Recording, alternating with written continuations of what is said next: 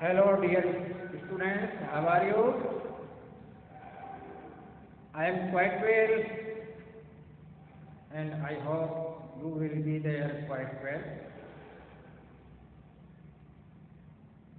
आज के वीडियो में मैं प्रेजेंट परफेक्ट टेंस के बारे में बताऊंगा। जैसा कि मैंने बोर्ड पे लिख रखा है, आज का टॉपिक है present perfect tense. Present perfect tense Hindi में इसका अर्थ है पूर्ण वर्तमान काल, अर्थात इसका उपयोग ऐसे कार्यों के लिए होता है जो कार्य पूर्ण हो चुका है, पूरा हो चुका है, लेकिन उसका परिणाम हमारे सामने है, यानी अभी अभी पूरा हुआ है। तो अब इसमें जो है इसको बनाने के नियम, सूत्र और इसके कुछ एग्जाम्पल मैं आपको बताने जा रहा हूं। जैसा कि मैंने बोर्ड पे लिख रखा है, प्रेजेंट टेंस के इस भाग के अंग्रेजी के सेंटेंस में सिंगुलर सब्जेक्ट के बाद हैज का और प्लूरल सब्जेक्ट के बाद हैव का प्रयोग करते हैं। ध्यान रखना, ये हैज और हैव ये प्रेजेंट टेंस की हेल्पिंग वर्ब है। क्या? प्रेजेंट टेंस की हेल्पिंग वर्ब है। ये सिंगुलर हेल्पिंग वर्ब है और ये प्लूरल हेल्पिंग वर्ब है। ठीक है, ये प्रेजेंट टेंस की है। तो प्रेजेंट परफेक्ट टेंस में हैज हैव का प्रयोग करते हैं और साथ ही वर्ब की थर्ड फॉर्म का प्रयोग करते हैं। जैसा कि मैंने पिछले वीडियो में आपको बताया, वर्ब की दो भाग होते हैं। पहला हेल्पिंग वर्ब, दूसरा मेन वर्ब। हेल्पिंग वर्ब के भी दो प्रकार की, प्राइमरी हेल्पिंग वर्ब और मॉडल हेल्पिंग वर्ब।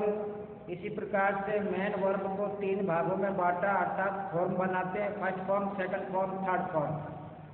तो प्रेजेंट परफेक्ट टेंस में थर्ड फॉर्म का प्रयोग करते हैं। ठीक है, और हिंदी के वाक्यों में जब हिंदी का ट्रांसलेशन करते हैं, अंग्रेजी के वाक्यों का हिंदी भाषा में ट्रांसलेशन करते हैं, तो वाक्यों के अंत में चुका है, चुकी है, चुके हैं और चुके हैं। ये चुका, चुकी, चुका है, चुकी है, चुके हैं, चुके हो, ऐसे शब्दों का उपयोग होता है। तो ये पहचान है प्रेजेंट परफेक्ट टेंस के हिंदी के वाक्यों में। अब इसके सूत्र हैं, वही चार प्रकार के सेंटेंस। इसके सूत्र हैं अफर्मेटिव सेंटेंस में पहले सब्जेक्ट के बाद में हेल्पिंग वर्ब आती है, हैज, हैव, हैज या हैव। उसके बाद में मेन वर्ब की फर्स्ट फॉर्म के साथ, मेन वर्ब की फर्स्ट फॉर्म, मेन वर्ब की थर्ड फॉर्म, सॉरी यहाँ पर थर्ड फॉर्म आएगी, थर्ड फॉर्म, यहाँ भी थर्ड फॉर्म आएगी, यहाँ भी थर्ड फॉर्म आएगी। तो मेन वर्ब के थर्ड फॉर्म का प्रयोग करते हैं, यहाँ भी थर्ड फॉर्म। तो थर्ड फॉर्म बनाना मैंने आपको पहले बताया था कि किस प्रकार से वर्ब के थर्ड फॉर्म बनाते हैं। तो subject plus helping verb has, have plus verb की third form plus object. Negative sentence में वही सब्जेक्ट हैज, हैव, परंतु यहाँ हैज, हैव के बाद में नॉट का प्रयोग करेंगे, वही वर्ब के थर्ड फॉर्म का प्रयोग करेंगे और ऑब्जेक्ट लिखेंगे। और इंटरोगेटिव सेंटेंस में ध्यान रखना, हैज या हैव को आगे लिखते हैं और हैज, हैव को आगे लिखते समय इसका पहला अक्षर कैपिटल में लिखते हैं। यहाँ एच को कैपिटल में लिख दिया और हैव है तो हैव, एच का है वही, एच भी कैपिटल लेटर में लिख दिया। तो has, have plus subject plus verb के third form plus object plus question mark. कई भैया बहने ये क्वेश्चन मार्क नहीं लगाते, कई फुल स्टॉप भी नहीं लगाते, जबकि इसके नंबर करते हैं। तो हमें आदत में डालना चाहिए कि सेंटेंस कौन सा है, अफर्मेटिव है या नेगेटिव है। तो अफर्मेटिव पे फुल स्टॉप और नेगेटिव में भी फुल स्टॉप, लेकिन इंट्रोगेटिव सेंटेंस में क्वेश्चन मार्क और इंट्रोगेटिव नेगेटिव में भी क्वेश्चन मार्क आए। इन मार्क को उपेक्षा नहीं करना, अनदेखी नहीं करना, अवश्य लगाना, ठीक है। तो अगला इंट्रोगेटिव नेगेटिव सेंटेंस में वही है हैव प्लस ऑब्जेक्ट, सबके बाद में नॉट और वर्ब की थर्ड फॉर्म और ऑब्जेक्ट और फिर क्वेश्चन मार्क। ये 4 प्रकार के सेंटेंस हैं, इनके सूत्र यहाँ मैंने आपको लिख दिए। ये सूत्र जो है ये प्रेजेंट परफेक्ट टेंस के सूत्र हैं। तो यहाँ सिंगुलर सब्जेक्ट के साथ सिंगुलर हेल्पिंग वर्ब और प्लूरल सब्जेक्ट के साथ प्लूरल हेल्पिंग वर्ब। यहाँ मैंने सब्जेक्ट लिखा है नीचे एग्जाम्पल में ही, ये ही एक प्रोनाउन है और सिंगुलर प्रोनाउन है, तो सिंगुलर सब्जेक्ट के साथ सिंगुलर हेल्पिंग वर्ब ही हैज।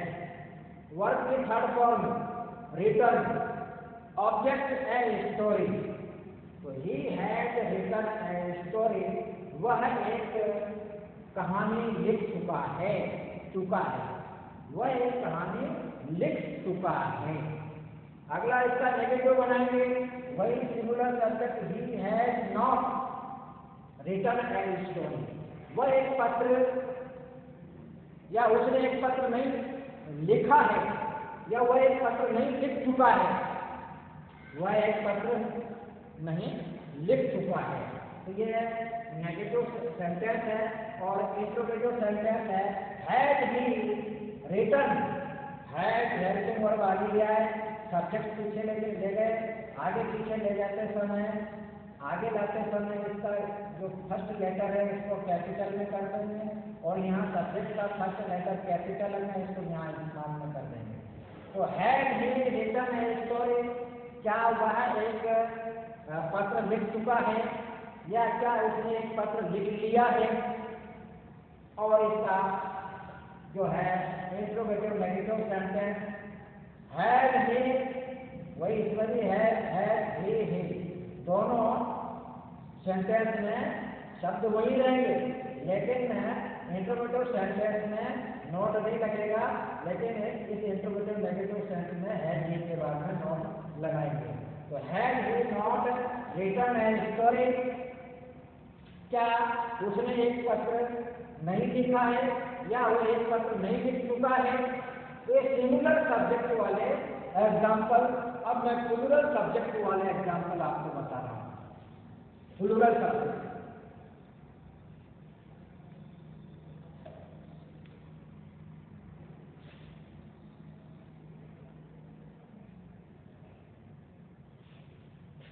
ध्यान देंगे ही का प्लूरल होता है दे,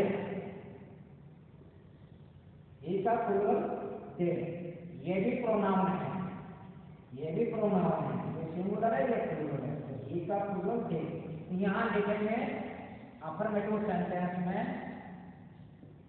दे, जैसा कि मैंने ऊपर बताया था आपको, एक प्लूरल सब्जेक्ट के साथ प्लूरल हेल्पिंग वर्ब। तो प्लूरल हेल्पिंग वर्ब है दे हैव रिटन, वही वर्ब की थर्ड फॉर्म और a story, full stop. They have written a story, वे एक पत्र लिख चुके हैं। अगला नेगेटिव सेंटेंस, वही subject plural they, helping verb have, they have, अब यहाँ नॉट लगा देंगे तो नेगेटिव हो जाएगा। They have not written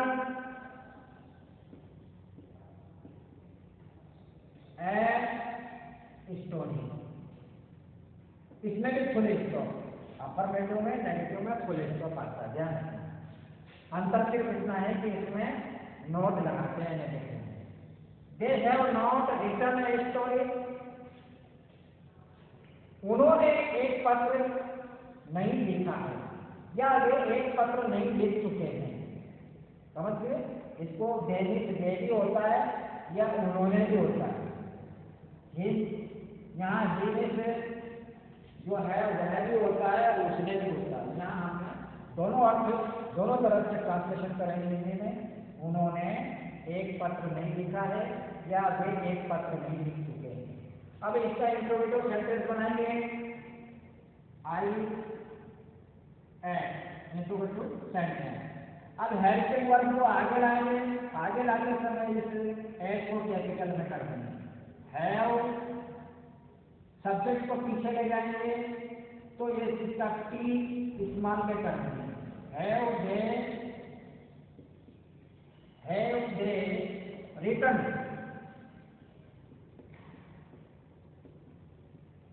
a story और यहाँ क्वेश्चन मार्क लगा देंगे क्योंकि ये प्रश्न है तो प्रश्न के पीछे क्वेश्चन मार्क लगाते हैं। वाक्यों की पहचान एक कुछ चिन्हों से होती है, एक शब्दों के क्रम से होती है। तो have they written a story, इसका हिंदी में ट्रांसलेशन करेंगे तो क्या वे एक कहानी लिख चुके हैं या क्या उन्होंने एक कहानी लिख ली है। अब इसका interrogative negative sentence, interrogative negative sentence वही हेल्पिंग वर्ब आगे हैव सब्जेक्ट दे। अब यहाँ नॉट लगा देंगे सब्जेक्ट के बाद में। Have they not written a story और क्वेश्चन मार्क। ये चार प्रकार के सेंटेंस हो गए। इसका ट्रांसलेशन है क्या उन्होंने एक पत्र एक कहानी नहीं लिखी है, क्या वे एक कहानी नहीं लिख चुके हैं। इस प्रकार से चार प्रकार के सेंटेंस, उनके ट्रांसलेशन और उनको जो है लिखने के सूत्र, और ये ध्यान में रखना ये प्रेजेंट परफेक्ट टेंस है और यहाँ सिंगुलर सब्जेक्ट और प्लूरल सब्जेक्ट दोनों ही प्रोनाउन है, ही भी प्रोनाउन है, दे भी प्रोनाउन है। लेकिन जब हम वाक्य बना रहे हैं तो यहाँ ये सब्जेक्ट है, इनको सब्जेक्ट बोलेंगे। क्या बोलेंगे? सब्जेक्ट। तो ये प्रोनाउन है, प्लूरल प्रोनाउन है और वाक्य में ये सब्जेक्ट है, सब्जेक्ट के स्थान पर लिखा है। तो इसको आप होमवर्क के रूप में अपनी कॉपी में उतारना, बढ़िया शुद्ध हैंड राइटिंग में लिखना, क्योंकि आपके घर पर बहुत समय है, पर्याप्त समय है, जमा जमा कर लिखना, इतना सुंदर लिखना कि मैं भी और ग्रुप में अन्य गुरुजी भी देखते हैं वीडियो और आपकी होमवर्क तो इतना सुंदर लिखना कि वो उनके मुंह में से तारीफ के बोल निकल पड़े, शाबाश के बोल निकल पड़े। क्या राइटिंग है। तो बिल्कुल साफ सुथरा लिखना, और राइटिंग बिल्कुल नहीं करना, और बिल्कुल अच्छा फोटो लेना क्लियर, और फिर ग्रुप में भेजना। Thank you.